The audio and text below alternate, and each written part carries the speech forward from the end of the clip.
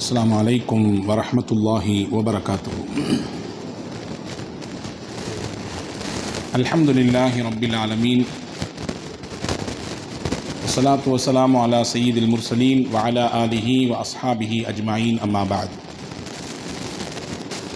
قد قال الله تعالى في القرآن الكريم والفرقان المجيد: أعوذ بالله من الشيطان الرجيم، بسم الله الرحمن الرحيم، فإن مع العسر يسرا إن مع العسر يسرا. وقال نبينا محمد صلى الله عليه وسلم: والله ليتمن هذا الأمر حتى يسير الراكب من صنعاء إلى حضرموت لا يخاف إلا الله. اللهم صل على سيدنا محمد وعلى آل سيدنا محمد وأنزله المقعد المقرب عندك يوم القيامة. எல்லாம் வல்ல அல்லாஹுவை போற்றி புகழ்ந்து அன்னலம் பெருமானார் முஹம்மதுன் ஸல்லல்லாஹு அலைஹி வஸல்லம் அவர்கள் மீது சலாத்தையும் சலாமையும் கூறி, அன்னாரை பின்பற்றிய சத்திய சஹாபாக்கள், நல்லோர்கள், சுஹதாக்கள், சாலிஹின்கள், குறிப்பாக ஜும்மாவின் அவைக்கு வருகை தந்திருக்கிற வர இருக்கிற எல்லா மக்களின் மீதும் எல்லாம் வல்ல அல்லாஹுவின் பேரருளும் பெருங்கருணையும் என்றும் நிறைவாக வந்து சேரட்டுமாக. வல்ல அல்லாஹ் நம்முடைய பாவங்களை, தவறுகளை மன்னித்து அவனுக்கு பிடித்தமான பொருத்தமான நல்லடியார்கள் கூட்டத்திலே நம் எல்லோரையும் சேர்த்து கொள்வானாக. வாழும் காலம் வரை ஆரோக்கியத்தை தந்து மருத்துவ செலவுகளை விட்டு பாதுகாத்து கைகால் சுகத்தை கடைசி வரை அல்லாஹ் நம் யாவருக்கும் நசீபாக்குவானாக. உலகை விட்டு மூச்சடங்கும் நேரம் லா இலாஹ இல்லல்லாஹ் முஹம்மது ரசூலுல்லாஹ் என்ற கலிமாவை சொல்லி நம்முடைய ஆத்மாக்களை அல்லாஹ் கைப்பற்றி நாளை ஃபிர்தௌஸ் என்ற சொர்க்கத்திலே ஈருலகத் தலைவர் எம்பெருமானார் ஸல்லல்லாஹு அலைஹி வஸல்லம் அன்னவர்களினுடைய தலைமையின் கீழ் நம்மை பெற்றவர்களை, நமக்கு கல்வி தந்தவர்களை, நம் முன்னேற்றத்துக்கு காரணமான அத்துணை மக்களையும் அல்லாஹ் ஜன்னத்துல் ஃபிர்தௌஸிலே ஒன்றிணைப்பானாக. ஆமீன் யா ரப்பல் ஆலமீன். கண்ணியத்திற்கும் மிகுந்த மரியாதைக்கும் உரிய சகோதரர்களே, பாசத்திற்குரிய மூமின்களே, தலைவர் என்பதற்கான அடையாளம் என்ன? உலகத் தலைவர் உத்தம தூதர் முஹம்மது ரசூலுல்லாஹி ஸல்லல்லாஹு அலைஹி வஸல்லம் அவர்களை மட்டுமே அவர்கள் வாழ்ந்த அந்த காலம் சற்றேறக்குறைய ஒரு 15 நூற்றாண்டுகளுக்கு முன்னால் வாழ்ந்து மறைந்த, இன்றளவும் உலகத்தில் வாழுகிற ஒட்டுமொத்த முஸ்லீம்களின் வாழ்வியலோடு வாழ்ந்து கொண்டிருக்கிற அவர்களை மட்டுமே அளவுகோலாக பார்க்க முடியும். இன்றைய தலைவர்கள் வெறும் வெற்று உத்தரவுகளை மட்டும் பிறப்பிப்பதை பார்க்கிறோம். சில நேரங்களை அறிக்கைகளை பறக்க விட்டுவிட்டு ஓரமாக ஒதுங்கிக் கொள்வதை பார்க்கிறோம். திட்டங்கள் என்கின்ற பெயரில் மனிதர்களுக்கு ஒத்துவராத, மக்களுக்கு பொருந்தாத விஷயங்களை போட்டு தள்ளி மக்களை துன்புறுத்துவதை பார்க்கிறோம். ஏதாவது ஒரு பிரச்சனை, கஷ்டம், நெருக்கடி, இழப்பு, சோகம் என்றால் ஓடி ஒளிந்து கொண்டு தலைமறைவாகி விடுவதை பார்க்கிறோம். எல்லாவற்றுக்கும் மேலாக தங்களுக்கு கிடைத்த அதிகாரத்தை, ஆட்சியை, சொகுசான வாழ்க்கையை, இதை நாம் எக்காரணம் கொண்டும் தவறவிட்டுவிடக்கூடாது என்பதற்காக வேண்டி யாருடைய ஷூவையும் தொட்டு வணங்கி துடைத்து, எப்படியாவது நீங்கள் எங்கள் ஆட்சிக்கு நாங்கள் சேர்த்து வைத்த சொத்துக்கு பாதுகாப்பை கொடுத்து விடுங்களேன் என்று ஏங்கி தவித்து பிச்சை எடுக்காத குறையாக நிற்கக்கூடிய காட்சிகளை காணுகிறோம். இந்த சூழலுக்கு மத்தியிலே முஹம்மது ரசூலுல்லாஹி ஸல்லல்லாஹு அலைஹி வஸல்லம் எப்படியான தலைமையாக இன்றளவும் மனித மனங்களில் வாழ்ந்து கொண்டிருக்கிறார்கள்? முஹம்மது ரசூலுல்லாஹி ஸல்லல்லாஹு அலைஹி வஸல்லம் சமூகத்தை பாதுகாத்த ஒரு மிகச்சிறந்த சுயமரியாதை மிக்க சமுதாயத்தை உருவாக்கி காட்டி, முன்னேற்றமடைந்த சமுதாயம், கல்வியிலும் பொருளாதாரத்திலும் இன்னபிற ஆளுமை பண்புகளிலும் முன்னேற்றமடைந்த சமுதாயத்தை உருவாக்கி காட்டி, இதுபோன்ற ஒரு சமூக கட்டமைப்பு, ஏற்றத்தாழ்வுகள் அற்ற, வித்தியாசங்கள் அற்ற, பாகுபாடற்ற ஒரு சமூக கட்டமைப்பு உலகத்திற்கு அதுதான் தேவை என்பதை காண்பித்து கொடுத்து மிக அற்புதமான ஒரு தலைமையாக நமக்கு இன்றும், நமக்கு முன்னால், நம் முன்னுதாரணமாய், முன்மாதிரியாய் வாழ்ந்து வருகிறார்கள். பிலால் என்கின்ற சஹாபி நாம் எல்லோருக்கும் தெரியும். இன்றைக்கு ஒட்டுமொத்த உலகத்திலும் அல்லாஹ்வை நோக்கி அழைக்கக்கூடிய அந்த அழைப்பாளர்களுக்கு, முஅzzீன்களுக்கு சில பகுதிகளிலே பிலால் என்று சொல்கிறோம். உண்மையில் அந்த பிலால் என்பது ஒரு சஹாபியின் இயற்பெயர். பிலால் இப்னு ரபாஹா அவர் நிறத்தார் கருத்தவர், சமூகத்தால் கடைநிலையில் உள்ளவர், பொருளாதார பின்னணி, குடும்ப பின்னணி, பாரம்பரியம் என்றெல்லாம் எதுவும் பெரிய அளவில் சொல்லிக்கொள்ளும் அளவில் கிடையாது. ஆனால் அவர் கருப்பர் என்பதினாலேயே, சமூகத்தில் கடைநிலையில் இருந்தார் என்பதினாலேயே, அடிமை என்பதினாலேயே பல்வேறு விதமான இன்னல்களுக்கும் இடைஞ்சல்களுக்கும் தொந்தரவுகளுக்கும் அவர் ஆளானார். சமூகத்தின் புறக்கணிப்பு அவருக்கு நிறைய நடந்தது. வெறித்தனத்தோடு, நிறவெறியோடும் இனவெறியோடும் அவரிடத்திலே மக்கள் நடந்து கொண்டார்கள். அவருடைய குரவலைகள் எல்லாம் நசுக்கப்பட்டது. பிலால் ரலியல்லாஹு அன்ஹு அவர்களுக்கு பெருமானார் ஸல்லல்லாஹு அலைஹி வஸல்லம் எப்படியான சுயமரியாதையை இந்த இஸ்லாத்தின் மூலமாக அவருக்கு வாங்கி கொடுத்தார்கள், எப்படியான ஒரு முன்னேற்றத்தை அவருக்கு இஸ்லாத்தின் வழியாக, ஈமானின் வழியாக கொடுத்தார்கள். எந்த மண்ணில் பிலால் அவர்களின் குரல் வலை நெரிக்கப்பட்டதோ அதே மண்ணில் இஸ்லாத்தை நோக்கி மக்களை தொழுகைக்கு வாருங்கள், வணங்கி வழிபடுவதற்கு வாருங்கள் என்பதற்காக அழைப்பு கொடுக்க அவரின் குரலை தான் தேர்வு செய்தார்கள். எல்லாரும் நிற்கிறாங்க, ஆனால் ஸல்லல்லாஹு அலைஹி வஸல்லம் தேர்வு செய்தது ஹஜ்ரத் பிலால் ரலியல்லாஹு. இந்த மகத்தான பணிக்கு சொந்தக்காரர், இதை முதலில் செய்யக்கூடியவர் நீர்தான், இதை நீங்கள் தான் துவங்கி வைக்க வேண்டும் என்று அந்த பொறுப்பை ஹஜ்ரத் பிலால் ரலியல்லாஹு அன்ஹு அவர்களுக்கு கொடுத்து, நாமால் என்ன செய்ய முடியும், நிறவெறியோடும் இனவெறியோடும் பல்வேறு சமூக புறக்கணிப்போடும் வாழ்ந்து கொண்டிருக்கிறோமே, நமக்கெல்லாம் ஒரு இடம் கிடைக்குமா, நம்மையெல்லாம் யாரும் கூப்பிட்டு முன்னால் நிப்பாட்டுவார்களா, நமக்கெல்லாம் சமுதாயத்திலே ஒரு அந்தஸ்து கிடைக்குமா என்கின்ற மனநிலையில் இருந்தவர்களை இஸ்லாத்தை கொண்டு எவ்வளவு தூரம் முன்னிலைப்படுத்தி கொடுத்தார்கள் என்றால், உலகத்தில் வாழுகிற பொருளாதாரத்தில் உயர்ந்தவர்கள், இன்ன பிற குடும்ப பாரம்பரியத்தில் உயர்ந்து நிற்பவர்கள் எல்லாத்தையும் அழைக்கிற அழைப்பாளராக நீங்கள் தான் இருக்க வேண்டும் என்று பெருமானார் ஸல்லல்லாஹு அலைஹி வஸல்லம் அவர்கள் அந்த பொறுப்பை வழங்கினார்கள். அன்பர்களே, பெருமானார் ஸல்லல்லாஹு அலைஹி வஸல்லம் அவர்கள் ஒரு ஊக்க மருந்து, மனதில் வேதனையோடு வருத்தத்தோடு, நாமெல்லாம் அப்படித்தான் பெரிய லெவலில் சாதிக்கலாம் முடியாது, இப்படியே கடந்து போயிட்டு போக வேண்டியதுதான் என்ற நிலைப்பாடில் இருக்கக்கூடிய மக்களை கையில் எடுத்து பெருமானார் ஸல்லல்லாஹு அலைஹி வஸல்லம் கொடுத்த அந்த தன்னம்பிக்கையும் அவர்கள் கொடுத்த அந்த ஊக்கமும் அவர்களை உயரத்திற்கு கொண்டு போனது. சஹீஹுல் புகாரியிலே ஒரு ஹதீஸ் வருகிறது, சஹீஹ் இப்னு மாஜாவிலே ஒரு ஹதீஸ் வருகிறது. சையதுனா அனஸ் இப்னு மாலிக் ரலியல்லாஹு அன்ஹு அறிவிக்கிறார்கள், நபி தோழர் ஒருவர் வந்தார். அவர் ஒரு அன்சாரி சஹாபி. பெருமானார் ஸல்லல்லாஹு அலைஹி வஸல்லம் இடத்திலே வந்தார். அவருடைய குடும்பத்தின் ஏழ்மை, வறுமையின் காரணமாக ஏதாவது போனால் கிடைக்குமே அப்படின்ற எதிர்பார்ப்பில் வந்தார்.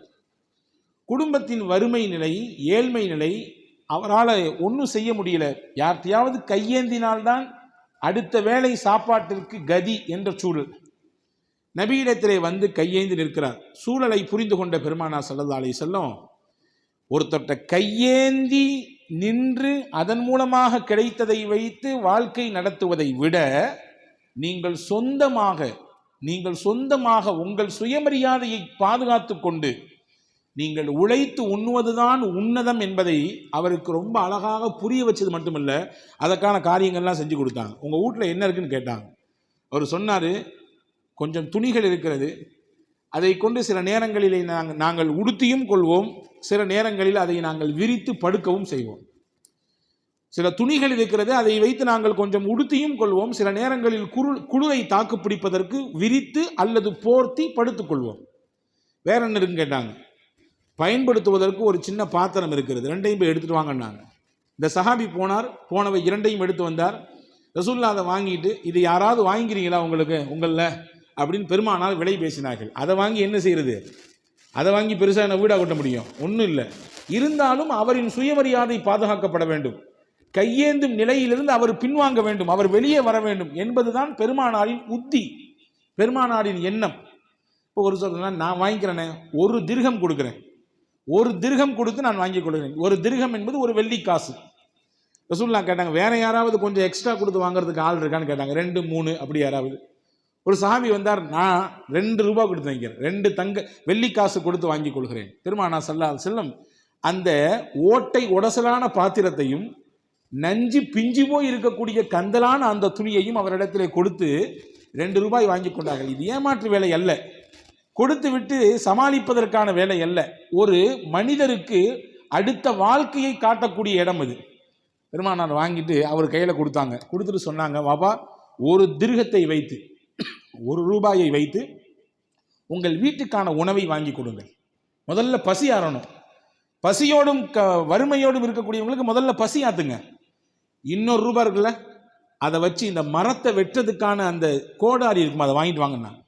இவர் போனாரு, சாப்பாட்டை வாங்கி கையில் கொடுத்துட்டு ஒரு கோடாரியை வாங்கிட்டு வந்தார். ரசூல்லா ஒரு கம்பை உடைச்சி அதுக்குள்ள சரியாக வச்சு நல்லா கெட்டி கொடுத்து அவர் கையில் கொடுத்தாங்க.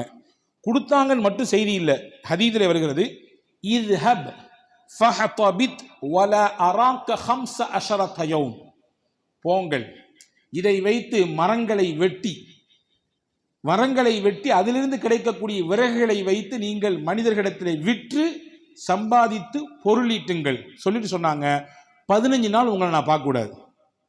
15 நாள் உங்களை பார்க்கக்கூடாது அப்படின்னா என்ன அர்த்தம்? 15 நாளில் உங்களின் வாழ்க்கை தரம் உயர்ந்த நிலையில் தான் அடுத்து உங்களை நான் பார்க்க வேண்டும் சொல்லி அனுப்பிட்டாங்க. அதே மாதிரி அவர் போனார். போய் அது தூக்கி பேசாமல் ஓரத்தை விட வீட்டில் போய் படுத்துடல, அப்படி உழைத்தார். 15 நாள் கழித்து நபி ஸல்லல்லாஹு அலைஹி வஸல்லம் இடத்திலே வந்தார். வந்தவர் சொன்னார், யா ரசூலல்லாஹ், உங்களை நான் 15 நாட்களுக்கு முன்னால் சந்திக்கும் பொழுது 1 ரூபாய் கூட இல்லாதவனாக இருந்தேன்.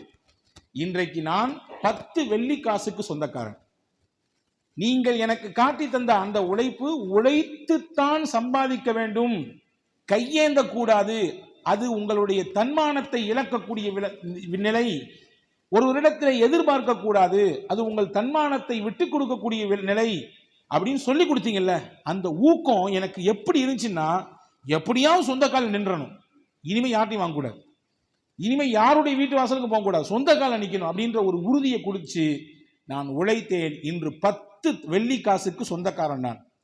ரசூலுல்லாஹ் சிரிச்சிட்டே அவரை பிடிச்சிட்டு சொன்னாங்க, ஹைருன் லக்க قال هذا خير لك من ان تجيء والمساله نقطه في وجهك يوم القيامه. அன்பு தோழரே, இன்னொரு இடத்திலே கையேந்துகிற நிலையை விட இப்படி உழைப்பதுதான் சிறப்பு, உங்க சொந்த காலில் நிக்கிறது தான் சிறப்பு சொல்லிட்டு சொன்னாங்க. யார் அடுத்தவங்கள்ட்ட கையேந்திட்டாங்களோ அதன் மூலமாக அல்லாஹ் அவருடைய முகத்திலே ஒரு வடுவை அடையாளத்தை கொடுத்து விடுவான். மறுமையில் துண்டை அல்லாஹ் தூக்கிடுவான். இவங்க எல்லாம் கை நீட்டி வாங்கின ஆட்கள் அப்படின்னு சொல்லி, அடுத்தவங்கள்ட்ட கை நீட்டி வாங்கின ஆட்கள், அடுத்தவங்களை எதிர்பார்த்து வாழ்ந்த ஆட்கள் என்பதை அல்லாஹ் துண்டாக இனம் காணுவதற்கு அவர்களுடைய முகத்திலே ஒரு அடையாளத்தை கொடுத்து விடுவான் என்று அருமை நாயகம் ஸல்லல்லாஹு அலைஹி வஸல்லம் அவர்கள் சொன்னார்கள். அப்படின்னா நீங்க தப்பா புரிஞ்சு கூடாது. வயதான காலத்திலே பெற்றோர்கள் எல்லாம் பிள்ளைகளைத்தான் நம்பி இருக்கிற, அது கடமை, அது கண்டிப்பா செஞ்சாகணும். பெற்றோர்களுக்கு பிள்ளைகள் செய்வது கடமை. அது அல்லாமல் பிறரிடத்திலே எதிர்பார்ப்பது, பிறரிடத்திலே கையேந்துவது, பிறருடைய பொருளாதாரத்திற்காக அவர்களின் வீட்டுக்கு முன்னால் போய் சொந்த தேவைக்கு நிற்பது, இது தவிர்க்கப்பட வேண்டும். சுயமரியாதையோடு வாழ வேண்டும், தன்னம்பிக்கையோடு வாழ வேண்டும் என்பதை பெருமானார் ஸல்லல்லாஹு அலைஹி வஸல்லம் இந்த சஹாபிக்கு ஊக்கப்படுத்தினார்கள் என்பதை பார்க்கிறோம். வெறும் கிழிஞ்சு போன போரை வச்சுட்டு, உடைஞ்சு போன ஜொக்கை வச்சுட்டு என்ன பண்றது, நம்மால என்னதான் பண்ண முடியும் அப்படின்னு நினைச்சவரை 10 வெள்ளி காசுக்கு உரியவராக, உரிமைதாரராக பெருமானார் மாற்றினார்கள். நினைக்க கூடாது நம்மால் என்ன முடியும் என்று. தொடர்ச்சியான முயற்சி இருந்தால் நிச்சயம் நம்மாலும் முடியும் என்பதை சாத்தியப்படுத்தி காட்டியவர்கள் பெருமானார் ஸல்லல்லாஹு அலைஹி வஸல்லம். நீங்க எல்லாம், உங்களுக்கு எல்லாம் ஒரு பேரை சொன்னா தெரியும். பெரும்பாலும் ஹதீஸ்களிலே அறிமுகமான பெயர் அபூ ஹுரைரா. ஞாபகம் வருதா? அபூ ஹுரைரா என்பது ஹதீஸ் துறையிலே சஹாபாக்களுடைய பெயர்களிலே ரொம்ப முக்கியமானது. ஏகதேசம் எல்லாருக்கும் தெரியும். காரணம் என்னன்னா, சஹாபாக்கள் அதிகப்படியான ஹதீஸ் அறிவிச்சவங்க அந்த சஹாபி தான். நிறைய ஹதீதுகளை அறிவிப்பு செய்திருக்கிறார்கள், ரிவாஜ் செய்திருக்காங்க. இந்த சஹாபி இஸ்லாத்தை எப்பொழுது ஏற்றுக்கொண்டார் தெரியுமா? ஹிஜ்ரி 7 ரசூலுல்லாஹ் வஃபாத் ஆகிறதுக்கு வெறும் 4 வருஷத்துக்கு முன்னாடி. நபிக்கு நுபுவத்து கொடுக்கப்பட்டது 40 வயசுல, அவங்க மதீனாவுக்கு வந்தது 53 வயசுல. கிட்டத்தட்ட 13 ஆண்டு காலம் மக்காவிலேயே கழிஞ்சிருச்சு. மதீனால 10 வருஷம் இருந்தாங்க. அந்த 10 வருஷத்திலும் பிந்திய பகுதியில் நபியின் மௌத்துக்கு வஃபாத்துக்கு ஒரு சரியாக 3.5 வருஷம் அப்பதான் இஸ்லாத்தை ஏத்துக்கிட்டாங்க. இஸ்லாத்தை ஏத்துக்கிட்டு யமன்ல இருந்து கிளம்பி மதீனாவுக்கு வந்துட்டாங்க. வந்த உடனே அவங்களுடைய என்ன தெரியுமா? நினைக்கல நம்ம எல்லாம் எப்படி, எங்கேயோ இருக்காங்க அபூபக்கர் ரலியல்லாஹு, எங்கேயோ இருக்காங்க உமர் ரலியல்லாஹு, எங்கேயோ இருக்காங்க அபு அப்துர் ரஹ்மான் பின் அவுஃப் ரலியல்லாஹு, அவங்க எல்லாம் எவ்வளவு காலம் நபியோட இருக்கிறாங்க, நம்ம எல்லாம் இப்பதானே வந்திருக்கோம் அப்படின்னு நினைக்கி ஒதுங்கிடல. நம்மளாலையும் முடியும்னு நினைச்சு இறங்கினாங்க. இறங்குனதனுடைய வெளிப்பாடு ராத்திரி பகலாக பெருமானாரோடு இருந்தார்கள். அவருடைய வைராக்கியம் என்னவென்றால், ஆரம்ப கட்டத்தில் இஸ்லாத்தை ஏற்றுக்கொண்டவர்கள் என்னவெல்லாம் படித்தார்களோ அதை நாம் இந்த காலகட்டத்தில் எவ்வளவு சீக்கிரம் முடியுதோ படித்து விட வேண்டும். அந்த உறுதியோடு இருந்தார். படித்தார். சஹாபாக்கள் வரலாறு எழுதுறாங்க, அவர் பசியை கூட பொருட்படுத்தவில்லை. சில நேரங்களில் மயங்கி கீழே விழுவார். நினைச்சுக்குவாங்களாமா அவருக்கு ஏதோ நோய் இருக்குன்னு. ஒரு நோயும் கிடையாது. பசியின் மயக்கம் சில நேரங்களிலே மயக்கமிட்டு கீழே விழுவார். அதையும் பொருட்படுத்தாமல் படித்தார். நபியிடத்தில் நெருங்கிய தொடர்பை வைத்துக் கொண்டார். இன்றைக்கு வரை ஹஜ்ரத் அபூ ஹுரைரா ரலியல்லாஹு அன்ஹு அவர்களை பற்றி பேசுகிறோம். அவர்கள் அறிவித்த ஹதீதுகள் தான் ஹதீஸ் கிரந்தங்களிலே நிரம்ப காணப்படுகிறது இல்லையா? என்ன முடியும் என்று அவர் யோசிக்கவில்லை. என்னால் முடியும் என்று நம்பினார். என்னால் இந்த சமூகத்திற்கு ஏதாவது கொடுக்க முடியும் என்று அந்த வைராக்கியத்தை வைத்தார். இன்றும் வரலாற்றில் வாழ்ந்து கொண்டிருக்கிறார். மதீனாவுக்குள்ள ஒரு ரூபா கூட இன்வெஸ்ட்மெண்ட் இல்லாம வந்து இறங்கினவர் ஒரு வியாபாரி. ஒத்த ரூபா கிடையாதுங்க. மார்க்கெட்டுக்குள்ளே அவர் போகும் பொழுது ஒரு ரூபாய் கிடையாது அவரிடத்தில். அவருக்கு பெயர் தான் அப்துர் ரஹ்மான் பின் அவுஃப் ரலியல்லாஹு அன்ஹு. மதீனாவுக்குள்ள எல்லாம் வந்த பின்னாடி சஹாபாக்களுக்கு மத்தியில் உஹ்வத்துல் இஸ்லாம், ரசூலுல்லாஹ் ஒரு சகோதரத்துவத்தை பிணைஞ்சாங்க.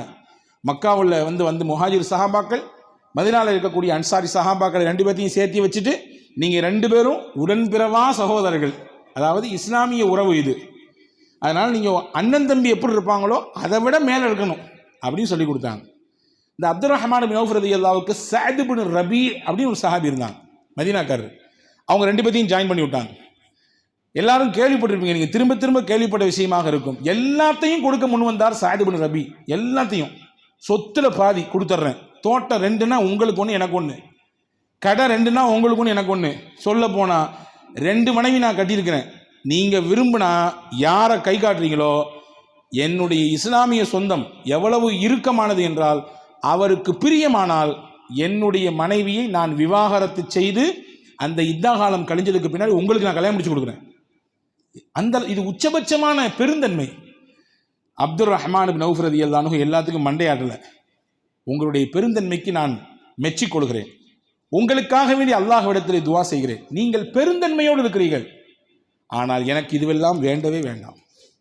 எங்கே கடை வீதி அதை மட்டும் காட்டுங்கள். ஹஜ்ரத் அப்துர் ரஹ்மான் பின் அவுஃப் ரலியல்லாஹு அன்ஹு கடை வீதியை காட்ட சொன்னாங்க. கைனுகா அப்படின்னு ஒரு கடை வீதி இருந்துச்சு மதீனால.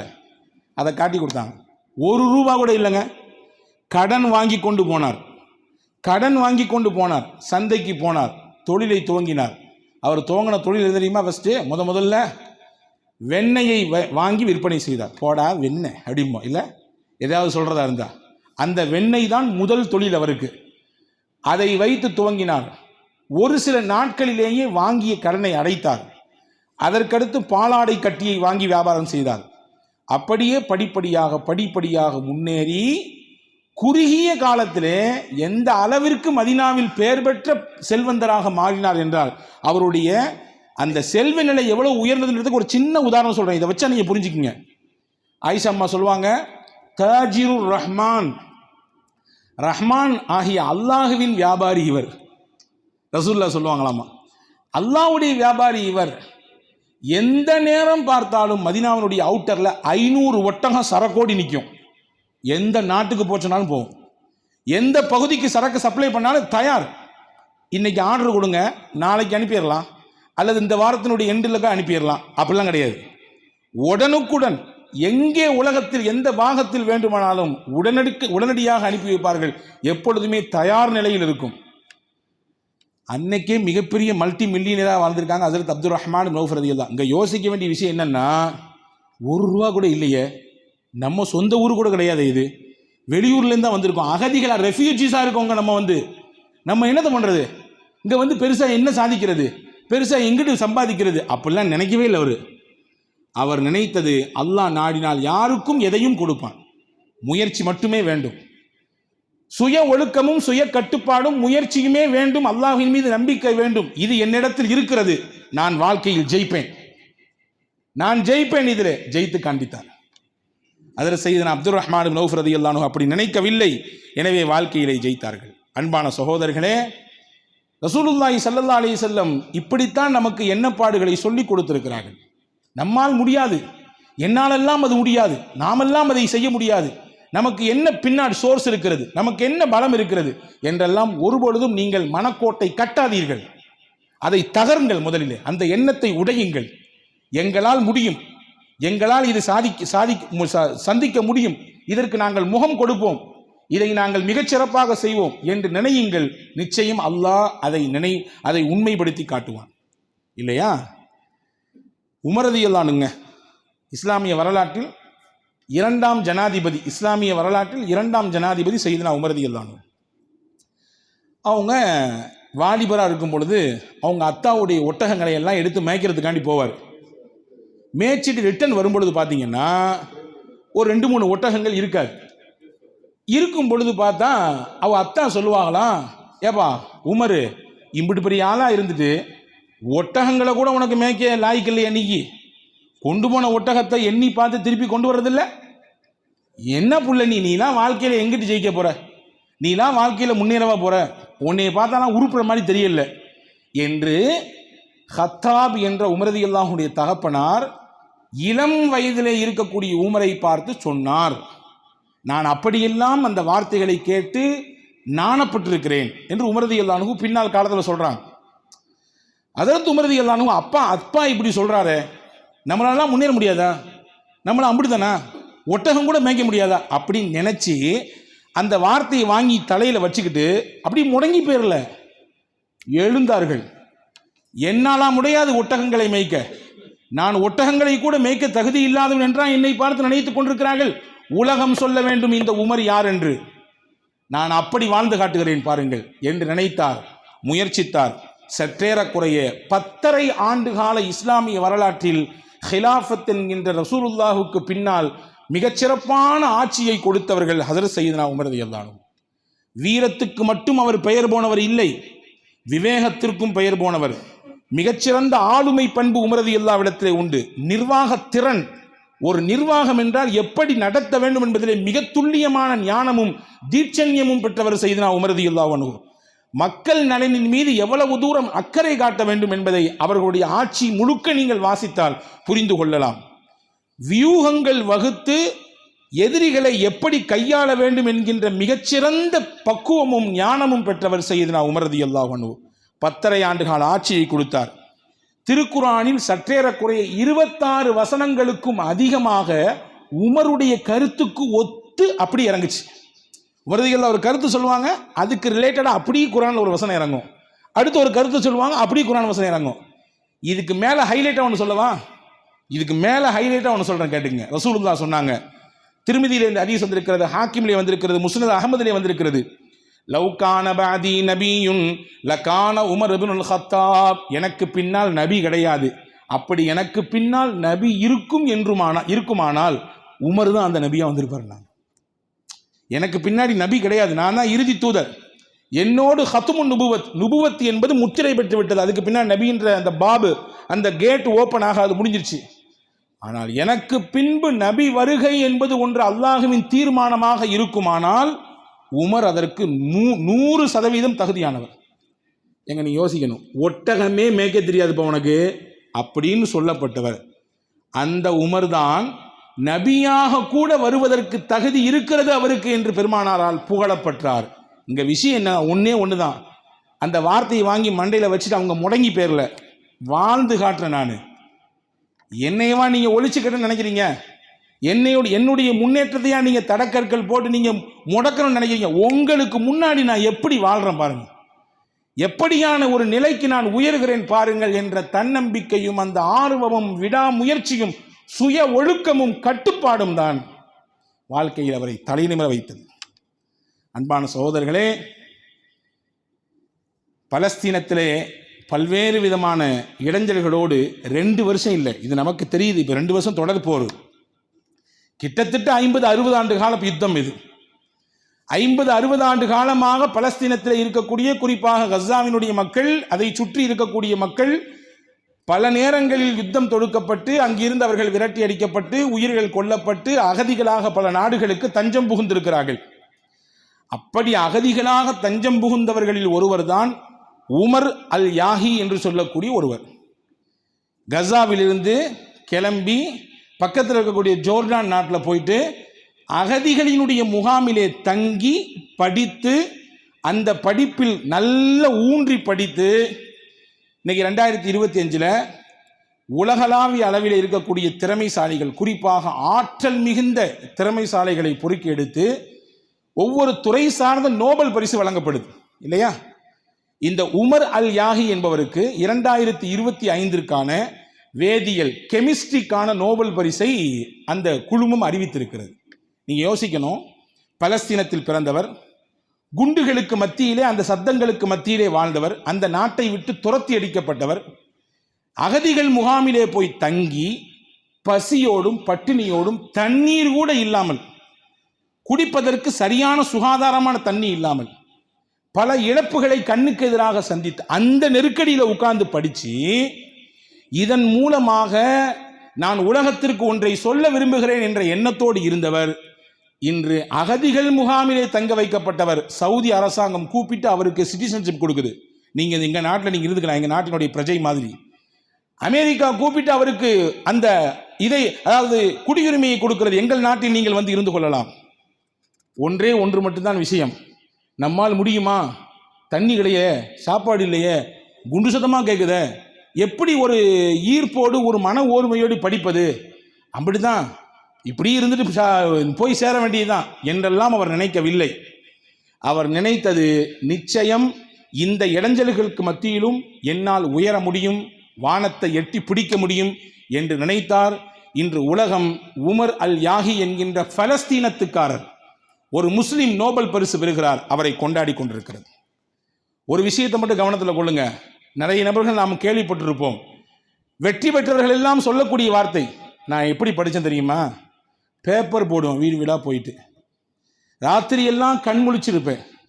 எங்கள் வீட்டில் விளக்கு கூட கிடையாது, எரிப்பதற்கு விளக்கு கிடையாது, மண்ணெண்ணெயை வாங்கி வைத்து சிமினி விளக்கு என்று சொல்வார்கள் எங்கள் பகுதிகள் எல்லாம், அந்த மாதிரியான எண்ணெயை ஊற்றி எரிய வைத்து விட்டு தான் நான் படிப்பேன்.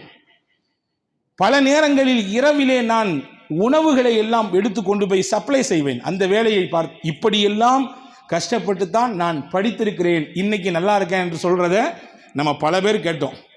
ஒரு விஷயத்தை மட்டும் நீங்க புரியணும், நம்ம எல்லாரும் புரியணும். இந்த உலகத்தின் தன்மை என்ன தெரியுமா? ஜெயித்தால் மட்டும்தான் உலகம் கொண்டாடும். உலகத்திலே யார் ஜெயிக்கிறார்களோ அவர்களை மட்டும்தான் உலகம் கொண்டாடும். கொண்டாட மட்டும் செய்யாது, உரிமையாக எடுத்துக்கொள்ளும். இவர் எங்கள் ஊர்க்காரர், எங்கள் நாட்டுக்காரர், எங்கள் பகுதிக்காரர், நான் பார்த்திருக்கிறேன் இவரை சின்ன பிள்ளையிலே, அவருடைய படிப்பின் காலம் எங்களுக்கு பக்கத்தில் தான் என்று அவர்களை தங்களோடு இணைத்துக் கொள்வதற்கு உலகம் நினைக்கும். ஆனால் ஜெயிக்கும் முறை உலகம் உங்களை ஜெயிக்கவே விடாது. குறை சொல்லிக்கொண்டே இருக்கும், ஏசிக்கொண்டே இருக்கும், பேசிக்கொண்டே இருக்கும், இடைஞ்சல்களாக கற்களை போட்டுக்கொண்டே இருக்கும், உங்கள் முன்னேற்றத்திற்கு தடையை அடுத்தடுத்து ஏற்படுத்தி கொண்டே இருக்கும். அதையெல்லாம் கடந்துதான் அடுத்து உங்கள் ஜெயிக்கிறதை நோக்கி, அந்த இலக்கை நோக்கி நீங்கள் நகர வேண்டும். நீங்கள் நகர்ந்து அதை எட்டி பிடித்து விட்டால் யாரெல்லாம் உங்களை ஏசினார்களோ, பேசினார்களோ, தடை கற்கள் போட்டார்களோ அவர்களெல்லாம் உங்களை கட்டி பிடித்துக் கொள்வார்கள். நீங்கள் உங்களால் தான் எங்களுக்கு பெருமை, உங்களால் தான் எங்களுக்கு பெருமை என்று தங்களுடைய ஆதாயத்திற்கு, தங்களுடைய பெருமைக்கு நம்மை இணைத்துக் கொள்வார்கள்.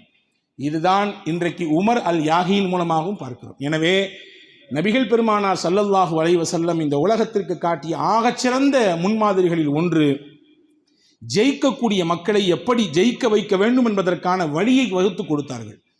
ஒருவரிடத்தில் இருக்கக்கூடிய தனித்தன்மைகளை பார்த்துவிட்டால் தட்டி கொடுப்பார்கள், பாராட்டுவார்கள், ஊக்குவிப்பார்கள். ஒரு பாராட்டும், ஒரு ஊக்குவித்தலும், ஒரு தட்டி கொடுத்தலும், நல்ல வார்த்தைகள் ஒருவருக்கு சொல்லுவதும் நீங்கள் கோடி ரூபாய் கொடுப்பதை விட பெரிது.